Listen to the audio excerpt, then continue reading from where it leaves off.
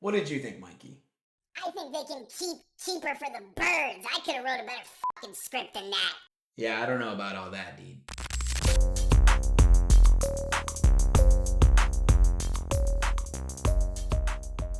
Hey, this is O.Chaplins Picks, where I need to watch movies like a zombie needs to eat brains. So I'm always watching movies and I'm never eating brains. And this is my co-host, Mikey. What's up, y'all? What's up with the little outfit? I'm fucking freezing my bones off, man. It's freezing in here. Got it. I thought you were trying to look stylish. So I'm going to be talking about the 2025 horror drama movie Keeper that just came out this Friday. I saw it on Saturday. It stars Tatiana Maslany and Rossif Sutherland, who I was not aware when I first saw the movie that he's actually the son of the late Donald Sutherland, which is kind of cool. I'm very torn on this movie. There are some things that I absolutely loved about it, and then there was some things that I kind of hated about it.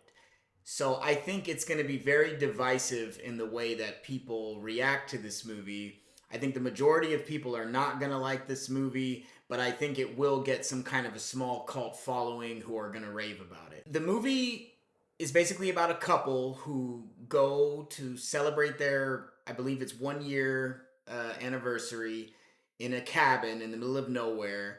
The cabin is owned by Rossif Sutherland's family's, his character's family owns the cabin. When they first get to the cabin, the movie takes a little bit of time establishing their relationship, establishing the setting of the cabin, that it's in the middle of nowhere. And then Rossif Sutherland's character has this annoying cousin who lives next door that they establish in the beginning of the movie. And he's one of these like super shallow, kind of just annoying person that you hate to have over, but you kind of have to let them in because they're family. The cousin's definitely kind of arrogant and condescending. They established that pretty early. And he has this like model girlfriend who he says doesn't speak English.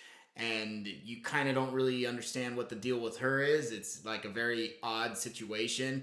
There's more that happens with her character later in the film that also includes some horror elements with her character. There's a scene with her character that I actually thought was really cool that caught me off guard, that I was not expecting, that I thought was super creepy.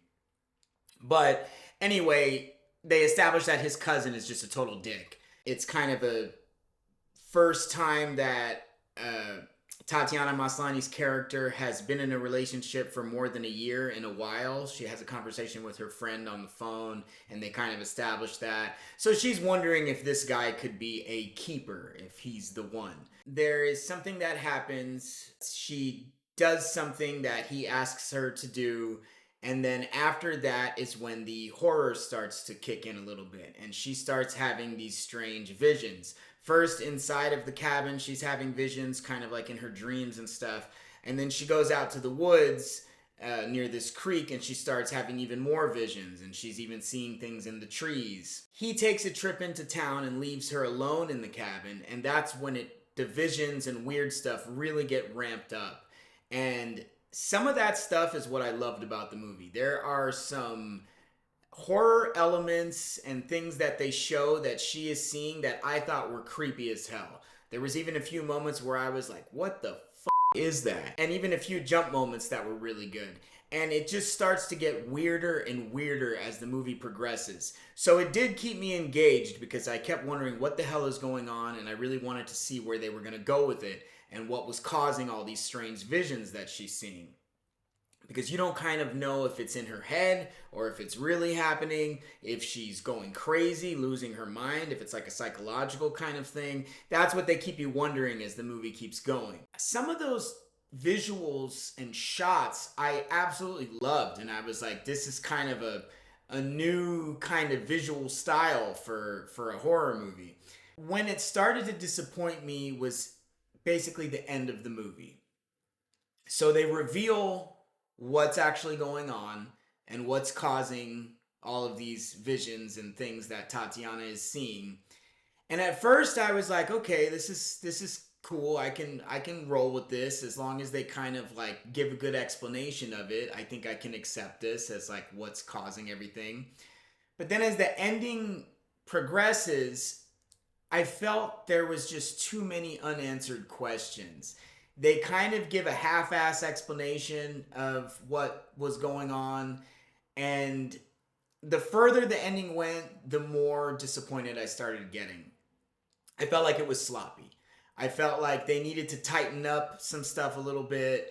They needed to explain more. They needed to answer more of the questions that I had. And then when the final shot of the movie happens, it's a cool shot and the idea of it is cool, but it just wasn't explained enough. It really felt to me like they just kind of threw it all together at the end very fast and just didn't really take the time to kind of carve out the meaning of what was going on. You know what really grinded my balls though? They had that badass scene in the woods, right? With the chick and the tree. You know what scene I'm talking about. And then they never come back to it, never explain shit. Calm down, Dee. Take a chill pill. I'd say I really enjoyed 70% of the movie, but the last 30% just killed it for me. And I really wish they would have just done something a little bit more clean with the ending. It was a good premise and a good idea, but the execution of it just wasn't well done, in my opinion. So I think a lot of people are going to get very disappointed with the ending.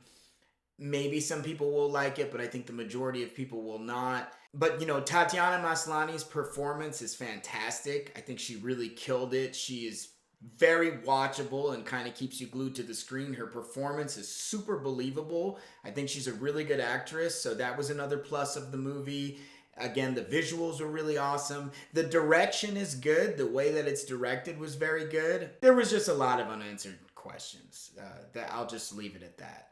And the movie had a lot of potential. I really think it could have been a horror classic if they would have just taken a little bit more time on the writing. I'm going to give this movie 3 brains out of 5. I did enjoy a lot of the shots and the atmosphere and the acting, and it did keep me engaged. Anyway, thanks for watching O.Chaplins Picks. I need to watch movies like a zombie needs to eat brains, so I'm going to go get my fix of movies, not brains.